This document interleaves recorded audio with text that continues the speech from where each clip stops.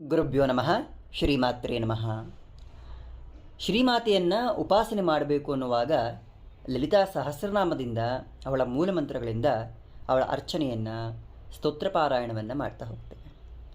ಹಾಗೆ ಲಲಿತಾ ಸಹಸ್ರನಾಮವನ್ನು ರಹಸ್ಯನಾಮ ಸಹಸ್ರ ಅಂತ ಕೂಡ ನಾವು ಕರೀತಾ ಹೋಗ್ತೇವೆ. ಅದೇ ರೀತಿ ಅದೇ ಬ್ರಹ್ಮಾಂಡ ಪುರಾಣದ ಉತ್ತರಖಂಡದಲ್ಲಿ ಲಲಿತಾ ತ್ರಿಶತಿ ನಾಮಾವಳಿ ಬರುತ್ತೆ. ಆ ಲಲಿತಾ ತ್ರಿಶತಿ ನಾಮಾವಳಿ ಸಹಸ್ರನಾಮಕ್ಕಿಂತಲೂ ಕೂಡ ಅತಿ ರಹಸ್ಯಮಯವಾದದ್ದು. ಯಾಕೆ? ಅದು ಸ್ವತಃ ದೇವಿಯಿಂದಲೇ ರಚಿಸಲ್ಪಟ್ಟಂಥದ್ದು ತ್ರಿಶತಿ. ಹಯಗ್ರೀವನನ್ನ ಅಗತ್ಯ ಮುನಿಗಳು ಲಲಿತಾಯ ಸಹಸ್ರನಾಮಗಳನ್ನ ತಿಳಿಸಿದ ಮೇಲೆ ಅವರಿಗೆ ಸಾಕಷ್ಟು ಗೊಂದಲ ಉಂಟಾಗತ್ತಂತೆ. ಈ ಸಹಸ್ರನಾಮಗಳನ್ನು ಹೊರತುಪಡಿಸಿಯೂ ಬೇರೆ ಯಾವುದೋ ಒಂದು ರಹಸ್ಯವಾದ ಸ್ತೋತ್ರ ಇದೆ ಅಮ್ಮನವರ ಕುರಿತಾಗಿ, ಇದನ್ನು ಯಾಕೆ ಹಯಗ್ರೀವರು ನನಗೆ ಹೇಳ್ತಾ ಇಲ್ಲ ಅನ್ನೋ ಕಾರಣಕ್ಕೆ ಹಲವಾರು ವರ್ಷಗಳ ಕಾಲ ಹಯಗ್ರೀವರನ್ನು ಪ್ರಾರ್ಥನೆ ಮಾಡ್ತಾರೆ. ಆ ಪ್ರಾರ್ಥನೆಯ ಫಲವಾಗಿ ಪರಾಶಕ್ತಿ ಸ್ವತಃ ಮುಂದೆ ನಿಂತು ಕಾಮೇಶ್ವರ ಹಾಗೂ ಕಾಮೇಶ್ವರ ಸಹಿತಳಾಗಿ ಬಂದು ಹಯಗ್ರೀವರಿಗೆ ಹೇಳ್ತಾರೆ, ಲೋಪಮುದ್ರಾರ್ಚಿತಾಯೇ ನಮಃ ಅನ್ನುವಂಥ ದಿವ್ಯ ಸಹಸ್ರನಾಮವನ್ನು ಲಲಿತಾ ಸಹಸ್ರನಾಮದಲ್ಲಿ ಹೇಳಿರುವ ಹಾಗೆ ಅಗತ್ಯನಿಗೆ ತ್ರಿಶತಿಯನ್ನು ತಿಳಿದುಕೊಳ್ಳುವ ಅರ್ಹತೆ ಇದೆ, ಹಾಗಾಗಿ ನೀವು ತ್ರಿಶತಿಯ ರಹಸ್ಯವನ್ನು ತಿಳಿಸಬಹುದು ಅಂತ ಹೇಳಿ ಜಗನ್ಮಾತೆ ಕೂತ್ಕೊತಾಳೆ. ತ್ರಿಶತಿಯನ್ನು ಹಯಗ್ರೀವರು ಅಗತ್ಯ ಮಹರ್ಷಿಗಳಿಗೆ ಉಪದೇಶವನ್ನು ಕೊಡ್ತಾರೆ ಹಾಗೂ ಅದರ ಸಂಪೂರ್ಣ ರಹಸ್ಯ ಜ್ಞಾನವನ್ನು ನೀಡ್ತಾ ಹೋಗ್ತಾರೆ. ಲಲಿತಾ ತ್ರಿಶತಿಯ ರಹಸ್ಯಗಳನ್ನು ಸ್ವಯಂ ಭಗವಂತನಿಗೂ ಅರ್ಥ ಮಾಡ್ಕೊಳ್ಳೋಕೆ ಸಾಧ್ಯ ಇಲ್ಲ. ಯಾಕಂದರೆ ಅದನ್ನು ರಚನೆ ಮಾಡಿರೋದು ಯಾವುದೋ ದೇವತೆಗಳಲ್ಲ, ಸ್ವತಃ ಕಾಮೇಶ್ವರ ಹಾಗೂ ಕಾಮೇಶ್ವರಿಯೇ.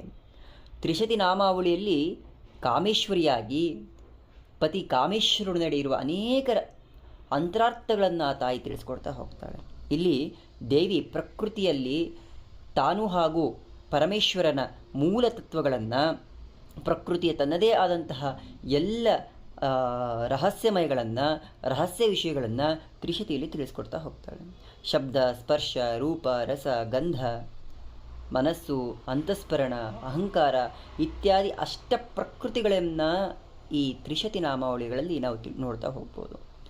ಅಹಂಕಾರವನ್ನು ಬಿಟ್ಟಾಗ ಮಾತ್ರ ಆ ಪರಮೇಶ್ವರಿ ಹಾಗೂ ಪರಮೇಶ್ವರನ ಶಿವತತ್ವವನ್ನು ನಾವು ತಿಳ್ಕೊಳ್ಳೋಕೆ ಸಾಧ್ಯ ಆಗುತ್ತೆ. ಶಕ್ತಿಯನ್ನು ಯಾವಾಗಲೂ ಶಿವನೊಟ್ಟಿಗೇನೆ ನಾವು ನೋಡ್ತಾ ಹೋಗಬೇಕಾಗತ್ತೆ. ಹೇಗೆ ಬದುಕಬೇಕು, ಸಾಧಕನಾಗಿ ಉಪಾಸಕನಾಗಿ ಹೇಗೆ ಜಗನ್ಮಾತೆ ಅನುಗ್ರಹವನ್ನು ಪಡೆದುಕೊಳ್ಬೇಕು ಅನ್ನೋದನ್ನು ಕೂಡ ಆ ಲಲಿತಾ ತ್ರಿಶತಿಯಲ್ಲಿ ನಾವು ಅರ್ಥ ಮಾಡ್ಕೊಳ್ಬೋದು. ಉಪಾಸಕರು ಯಾವಾಗಲೂ ನಾವು ನಿಯಮಗಳಿಗೆ ಬದ್ಧರಾಗಿ ಉಳಿದುಕೊಳ್ಬಿಡ್ತೇವೆ. ಆ ನಿಯಮಗಳನ್ನು ಮೀರಿ ಇರುವಂಥದ್ದು ನಮ್ಮ ಇಚ್ಛಾಶಕ್ತಿ ಹಾಗೂ ಮನಸ್ಸಿನ ಶುದ್ಧತೆ. ಕಾಮೇಶ್ವರಿ ಹಾಗೂ ಕಾಮೇಶ್ವರನ ರೂಪ ಆ ದೈವ ಶಕ್ತಿಗಳ ಚಿಂತನೆಯನ್ನು ನಾವು ಮಾಡುವಾಗ ಮನಸ್ಸಿನ ಎಲ್ಲ ಕಲ್ಮಶಗಳನ್ನು ತೊಳೆದು ಹಾಕಿ ಶುದ್ಧ ಸ್ಫಟಿಕದ ಹಾಗೆ ಶುದ್ಧರಾಗಿ ಹೋಗ್ತೇವೆ. ಭಗವಂತನನ್ನು, ಅವನ ಸೌಂದರ್ಯ ಹಾಗೂ ಆ ಅನುಪಮವಾದ ಲಾವಣ್ಯವನ್ನು ಅರ್ಥ ಮಾಡಿಕೊಳ್ಬೇಕು, ಆ ಜಗನ್ಮಾತೆಯ ತತ್ವವನ್ನು ತಿಳಿದುಕೊಳ್ಬೇಕು, ಅವಳ ಸಂಪೂರ್ಣ ಪರಿಪೂರ್ಣತೆಯನ್ನು ಅರ್ಥ ಮಾಡಿಕೊಳ್ಬೇಕು ಅನ್ನುವಾಗ ತ್ರಿಶತಿ ನಾಮಾವಳಿಯನ್ನು ತಿಳಿದುಕೊಳ್ಬೇಕು. ಪ್ರಕೃತಿಯು ಬೇರೆ ಅಲ್ಲ ಹಾಗೂ ಪುರುಷ ಬೇರೆ ಅಲ್ಲ, ರಹಸ್ಯಮಯವಾದ ಜ್ಞಾನಗಳನ್ನು ಆ ಜಗನ್ಮಾತೆ ಕೊಡ್ತಾಳೆ. ಜ್ಞಾನಕ್ಕೆ ಯಾವುದೂ ಕೊನೆ ಇಲ್ಲ. ಯಾವುದೇ ಮಾರ್ಗವಾಗಿ ಜ್ಞಾನ ದೊರೆತರೂ ಅದೆಲ್ಲವನ್ನು ಸ್ವೀಕಾರ ಮಾಡುವ ಮನೋಭಾವ ಒಬ್ಬ ಮನುಷ್ಯನಿಗಿದೆ ಅಂದರೆ ಆ ಮನುಷ್ಯ ಎಲ್ಲವನ್ನು ಕಲಿತಾ ಹೋಗ್ತಾನೆ. ನಾನು ತಿಳಿದಿರುವುದೇ ಸತ್ಯ, ನಾನು ತಿಳಿದಿರುವುದೇ ಅಂತಿಮ ಅನ್ನುವುದನ್ನು ಯಾವೊಬ್ಬ ವ್ಯಕ್ತಿ ಅಹಂಕಾರವನ್ನು ಹೊಂದಿರ್ತಾನೋ ಆತ ತನ್ನ ಯಾವುದೇ ಜನ್ಮಗಳಲ್ಲಿಯೂ ಕೂಡ ಪರಿಪೂರ್ಣ ಜ್ಞಾನವನ್ನು ತಿಳ್ಕೊಳ್ಳೋಕೆ ಸಾಧ್ಯನೇ ಇಲ್ಲ. ಒಂದು ಚಿಕ್ಕ ಮಗುವಿನಿಂದ ಹಿಡಿದು ವಯಸ್ಸಾದ ವೃದ್ಧನವರೆಗೂ ಕೂಡ ಯಾವುದೋ ಒಂದು ವಿಷಯವನ್ನು ಹೇಳ್ಕೊಡ್ತಾ ಹೋಗ್ತಾರೆ, ಅದನ್ನು ಸ್ವೀಕರಿಸುವ ಮನೋಭಾವವನ್ನು ಇರಬೇಕಾಗತ್ತೆ. ತ್ರಿಶತಿ ನಾಮಾವಳಿಗಳಲ್ಲಿ ಪರಬ್ರಹ್ಮ ತತ್ವವನ್ನು, ಆ ಮಹಾಜ್ಞಾನವನ್ನು ಜಗನ್ಮಾತೆ ನೀಡ್ತಾ ಹೋಗ್ತಾಳೆ. ಅಂತಹ ಜ್ಞಾನವನ್ನು ನಾವು ತ್ರಿಶತಿ ನಾಮಾವಳಿಯಲ್ಲಿ ನಾವು ತಿಳಿದುಕೊಳ್ಳೋದ್ರಿಂದನೇ ಅದನ್ನು ಹಯಗ್ರೀವ ದೇವರು ಗುರುವಾಗಿ ನಿಂತು ಅಗತ್ಯ ಮಹರ್ಷಿಗಳಿಗೆ ಉಪದೇಶ ಕೊಡ್ತಾರೆ. ಆ ಉಪದೇಶವನ್ನು ಕೊಡುವಂತಹ ಸಮಯದಲ್ಲೂ ಕೂಡ ಜಗನ್ಮಾತೆ ಲಲಿತಾ ಪರಮೇಶ್ವರಿ ಕಾಮೇಶ್ವರಿ ಸ್ವರೂಪದಲ್ಲಿ ಅಲ್ಲಿ ಪ್ರತ್ಯಕ್ಷಳಾಗಿರ್ತಾಳೆ. ಶ್ರೀ ಲಲಿತಾ ಪರಮೇಶ್ವರಿಯ ರಹಸ್ಯ ಸಹಸ್ರನಾಮವನ್ನು ಅಗತ್ಯರಿಗೆ ಹೇಳಿದ ಮೇಲೆ ಅವರೆಲ್ಲ ಉಂಟಾದಂತಹ ಗೊಂದಲದ ನಿವಾರಣೆಯಿಂದಾಗಿ ನಮಗೆ ತ್ರಿಶತಿ ನಾಮಾವಳಿ ಸಿಕ್ತು. ಹಾಗಾಗಿ ಹಯಗ್ರೀವರಿಗೆ ಹಾಗೂ ಅಗಸ್ತ್ಯ ಮಹರ್ಷಿಗಳಿಗೆ ಮನುಕುಲ ಅತ್ಯಂತ ಋಣಿಯಾಗಿರಬೇಕು. ಯಾಕಂದರೆ ಅವರ ಶ್ರಮ ಇಂದು ನಮಗೆ ಲಲಿತಾ ತ್ರಿಶತಿ ಎನ್ನುವ ಅದ್ಭುತವಾದ ರಹಸ್ಯಮಯ ಗ್ರಂಥದ ನಮಗೆ ದೊರೆತಿದೆ. ಆ ಪರಬ್ರಹ್ಮ ಸ್ವರೂಪಿಣಿಯಾದ ಲಲಿತೆಯ ಬಗ್ಗೆ ತಿಳಿದುಕೊಳ್ಬೇಕು ಅನ್ನೋವಾಗ ಲಲಿತಾ ತ್ರಿಶತಿ ನಾಮಾವಳಿಗಳನ್ನು ಅಭ್ಯಾಸ ಮಾಡ್ತಾ ಹೋದರೆ ಅಥವಾ ಅದರ ಒಂದೊಂದು ನಾಮಗಳನ್ನು ತಿಳಿದುಕೊಳ್ತಾ ಹೋದರೆ ಸಾಕಾಗ್ಬಿಡುತ್ತೆ. ಇಡೀ ಜಗತ್ತಿನ ಎಲ್ಲ ರಹಸ್ಯವನ್ನು ನಾವು ತಿಳಿದುಕೊಳ್ಬೋದು. ಲಲಿತಾ ತ್ರಿಶತಿಯನ್ನು ಪಾರಾಯಣ ಮಾಡೋದಕ್ಕೆ ಸಾಕ್ಷಾತ್ ಜಗನ್ಮಾತೆಯನ್ನೇ ನಾವು ಆಶೀರ್ವಾದ ಪಡ್ಕೊಳ್ಬೇಕಾಗತ್ತೆ. ಅವಳು ಕೊಡದೆ ತ್ರಿಶತಿಯನ್ನು ಮುಟ್ಲಿಕ್ಕೂ ಸಾಧ್ಯ ಆಗೋದಿಲ್ಲ. ವಾಗ್ದೇವಿಯರಿಂದ ರಚಿಸಲ್ಪಟ್ಟಂತಹ ಸಹಸ್ರನಾಮಗಳನ್ನು ಪಠನೆ ಮಾಡುವಾಗ ನಮಗೆ ಯಾವ ಫಲ ಬರುತ್ತೋ ಆ ಫಲ ತ್ರಿಶತಿ ನಾಮಾವಳಿಯ ಪಠಣದ ಒಮ್ಮೆ ಮಾತ್ರದಿಂದ ದೊರಕಿಬಿಡುತ್ತೆ. ಯಾಕಂದರೆ ತ್ರಿಶತಿಯ ನಾಮಾವಳಿಗಳಿರುವುದು ಸ್ವತಃ ಕಾಮೇಶ್ವರಿ ಹಾಗೂ ಕಾಮೇಶ್ವರರು ರಚಿಸಿರುವಂತಹ ದಿವ್ಯ ಸಹಸ್ರನಾಮಗಳು. ಆ ರಹಸ್ಯ ನಾಮಗಳನ್ನು ಯಾವಾಗಲೂ ನಾವು ಅರ್ಥ ಮಾಡಿಕೊಳ್ಳೋ ಪ್ರಮೇಯಕ್ಕಿಂತ ಅದನ್ನು ಪಠನೆ ಮಾಡುವುದಕ್ಕೆ, ಅದರಲ್ಲಿರುವಂತಹ ಗೌಪ್ಯ ರಹಸ್ಯಗಳನ್ನು ತಿಳಿದುಕೊಳ್ಳೋದಕ್ಕಿಂತ ಆ ಶಕ್ತಿಯ ಎನರ್ಜಿ ಸೋರ್ಸನ್ನು ಮನಸ್ಸಲ್ಲಿ ತಿಳಿದುಕೊಳ್ಳೋದಕ್ಕೆ ನಾವು ಪಾರಾಯಣ ಮಾಡ್ತಾ ಹೋದಾಗ ಅದರ ಅರ್ಥವನ್ನು ಸಾಕ್ಷಾತ್ ಜಗನ್ಮಾತೆಯೇ ನೀಡ್ತಾ ಹೋಗ್ತಾಳೆ.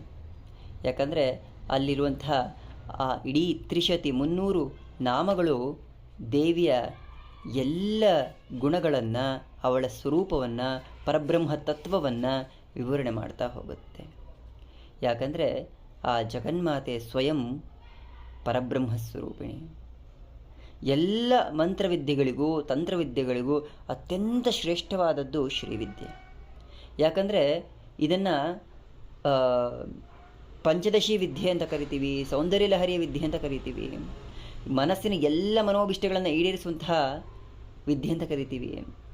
ಶ್ರೀವಿದ್ಯೋಪಾಸಕರು ಅಗತ್ಯವಾಗಿ ನಾವು ಬಾಲಾಮಂತ್ರವನ್ನಾಗಲಿ, ಪಂಚದಶಿಯನ್ನಾಗಲಿ, ಖಡ್ಗಮಾಲ ಸ್ತೋತ್ರಗಳನ್ನಾಗಲಿ ಹೇಗೆ ಪಾರಾಯಣ ಮಾಡ್ತಾ ಹೋಗ್ತೀವಿ, ಹಾಗೆ ತ್ರಿಶತಿಯನ್ನು ಕೂಡ ಪಾರಾಯಣ ಮಾಡ್ತಾ ಹೋಗಬೇಕು. ತ್ರಿಶತಿಯನ್ನು ಸಾಕ್ಷಾತ್ ಜಗನ್ಮಾತೆಯ ಅನುಗ್ರಹ ಇದ್ದರೆ ಮಾತ್ರ ಅದನ್ನು ಪಠನೆ ಮಾಡೋಕ್ಕೆ ಸಾಧ್ಯ ಆಗುತ್ತೆ. ಇಲ್ಲ ಅಂದರೆ ಅದು ನಮ್ಮ ಮುಂದೆಯೇ ಇದ್ದರೂ ಅದನ್ನು ಪಠಿಸೋದಕ್ಕೆ ಸಾಧ್ಯನೇ ಆಗೋದಿಲ್ಲ. ಶ್ರೀವಿದ್ಯಾ ಭಕ್ತರಾಗಿ ಜನಿಸೋದು ಅಥವಾ ಶ್ರೀವಿದ್ಯೆಯ ಉಪಾಸನೆಯ ಹಾದಿಯಲ್ಲಿ ಸಾಗೋದಿದೆಯಲ್ಲ, ಅನೇಕ ಜನ್ಮಗಳಲ್ಲಿ ಪಡೆದ ಪುಣ್ಯದ ಫಲವಿದ್ದರೆ ಮಾತ್ರ ಶ್ರೀವಿದ್ಯೆಯನ್ನು ಅಥವಾ ಲಲಿತಾ ಪರಮೇಶ್ವರಿಯ ದಿವ್ಯ ಸಹಸ್ರನಾಮವನ್ನು, ತ್ರಿಶತಿ ಪಾರಾಯಣವನ್ನು ಮಾಡೋದಕ್ಕೆ ಸಾಧ್ಯ ಆಗುತ್ತೆ. ಅರ್ಚನೆಯಿಂದಾಗಲಿ ಪಾರಾಯಣದಿಂದಾಗಲಿ ಆ ಜಗನ್ಮಾತೆಯನ್ನು ನಾವು ಹೋಲಿಸ್ಕೊಳ್ಬೇಕು ಅನ್ನೋದಕ್ಕಿಂತ ನಮ್ಮ ಮನಸ್ಸು ಅವಳಲ್ಲೇ ನಿಂತರೆ ಸಾಕಾಗತ್ತೆ, ಅವಳ ಅನುಗ್ರಹ ಪ್ರಾಪ್ತಿಯಾಗತ್ತೆ. ಬೇಡದ್ದನ್ನೆಲ್ಲ ಬಯಸೋ ಬದಲಾಗಿ ಬಯಸಿದರೆ ಅವಳದ್ದೇ ಅನುಗ್ರಹವನ್ನು, ಅವಳ ಕೃಪಾದೃಷ್ಟಿಯನ್ನು ಬಯಸಿದರೆ ಅಪರಿಮಿತ ಜ್ಞಾನ ದೊರಕ್ತಾ ಹೋಗುತ್ತೆ. ಜ್ಞಾನ ಹೇಗಿರಬೇಕು? ಸ್ವೀಕರಿಸುವ ಮನೋಭಾವದ ಜ್ಞಾನ ಯಾರಲ್ಲಿ ಇರುತ್ತೆ, ಬೇರೆಯವರು ಹೇಳಿದ್ದನ್ನು ಕೂಡ ಸ್ವೀಕಾರ ಮಾಡ್ತಾರೆ. ಇಲ್ಲ ಅಂದಾಗ ನಾವು ಕಣ್ಣಿಗೆ ಬಟ್ಟೆಯನ್ನು ಕಟ್ಕೊಂಡು ಕಾಡಲ್ಲಿ ಓಡಾಡ್ದಾಗ ಆಗಿಬಿಡುತ್ತೆ. ನಾನು ತಿಳಿದದ್ದೇ ಸರಿ ಅನ್ನುವ ಅಹಂಕಾರ ನಮ್ಮನ್ನು ಅದು ಹೋಗೋದಕ್ಕೆ ತಂದು ನಿಲ್ಲಿಸುತ್ತೆ. ಶ್ರೀ ಮಾತೆಯ ಅನುಗ್ರಹವಿದ್ದಾಗ ಎಲ್ಲವೂ ಸಾಧ್ಯ ಆಗುತ್ತೆ. ಮನಸ್ಸನ್ನು ಶುದ್ಧವಾಗಿಟ್ಕೊಂಡಾಗ ಆ ಜಗನ್ಮಾತೆಯ ಅನುಗ್ರಹ ಬಹಳ ಸುಲಭವಾಗಿ ಸಿಗ್ತಾ ಹೋಗುತ್ತೆ.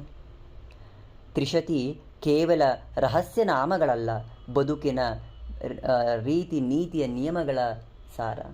ತಂತ್ರಶಾಸ್ತ್ರದ ಎಲ್ಲ ರೀತಿಯ ರಹಸ್ಯಗಳನ್ನು ಒಳಗೊಂಡಂಥದ್ದು. ಮಾರಣ, ಮೋಹನ, ವಶ್ಯ, ಉಚ್ಚಾಟನ, ಸ್ತಂಭನ, ಇತರ ಎಲ್ಲ ಪ್ರಯೋಗಗಳ ಸಂಕ್ಷಿಪ್ತ ವಿವರ ಇರುವುದು ತ್ರಿಶತಿಯಲ್ಲಿ. ಇಡೀ ತಂತ್ರಶಾಸ್ತ್ರದ ಸಮಗ್ರ ಮಾಹಿತಿಯನ್ನು ಅರ್ಥ ಮಾಡಿಕೊಳ್ಬೇಕು ಅಂದರೆ ತ್ರಿಶತಿಯ ಒಂದೊಂದು ನಾಮಗಳಲ್ಲಿರುವಂತಹ ಅತ್ಯಂತ ಗೋಪನೀಯವಾದ ರಹಸ್ಯ ವಿದ್ಯೆಗಳನ್ನು ತಿಳಿತಾ ಹೋಗಬೇಕಾಗತ್ತೆ. ಅದನ್ನು ತಿಳಿಯೋ ಸಾಮರ್ಥ್ಯ ಯಾರಿಗಿದೆ? ಆ ಸಾಮರ್ಥ್ಯ ಬರಬೇಕು ಅನ್ನೋದಾದರೆ ಆ ಪರಮೇಶ್ವರಿಯ ಸಂಪೂರ್ಣ ಅನುಗ್ರಹ ಇರಬೇಕಾಗತ್ತೆ. ಆ ಸಂಪೂರ್ಣ ಅನುಗ್ರಹದಿಂದ ಮಾತ್ರನೇ ತ್ರಿಶತಿಯ ರಹಸ್ಯಗಳು ಒಲಿಯೋದು. ತ್ರಿಶತಿಯನ್ನು ಸಾಧಾರಣವಾಗಿ ಯಾರು ಹೇಳಿದ್ದಾರೆ ನಾವು ಹೇಳ್ಕೊಳ್ತೀವಿ ಅನ್ನೋದಕ್ಕಿಂತ ಅದರ ರಹಸ್ಯವನ್ನು ಕಾಪಾಡಿಕೊಳ್ಳುವ ಹಾಗೂ ಸಾಧ್ಯವಾದಷ್ಟು ಸಹಸ್ರನಾಮವನ್ನು ಪಾರಾಯಣ ಮಾಡಿ ಲಲಿತಾ ತ್ರಿಶತಿಯ ಎನರ್ಜಿಯನ್ನು ಕಂಟ್ರೋಲ್ ಮಾಡೋದಕ್ಕೆ ಸಾಧ್ಯ ಆಗೋದಿಲ್ಲ. ಯಾಕಂದರೆ ಒಂದೊಂದು ಬೀಜಾಕ್ಷರಗಳು ಜಾಗೃತ ಬೀಜಾಕ್ಷರಗಳು. ಯಾಕಂದರೆ ಅದನ್ನು ಹೇಳಿರುವುದು ಸ್ವತಃ ಲಲಿತಾ ಪರಮೇಶ್ವರಿ. ಹಾಗಾಗಿ ಅದಕ್ಕೆ ಆ ಶಕ್ತಿ ಇದೆ. ಆ ಶಕ್ತಿಯ ರಹಸ್ಯವನ್ನು ಕಾಪಾಡ್ಕೋಬೇಕಾಗತ್ತೆ. ಶ್ರೀಮಾತ್ರೇ ನಮಃ.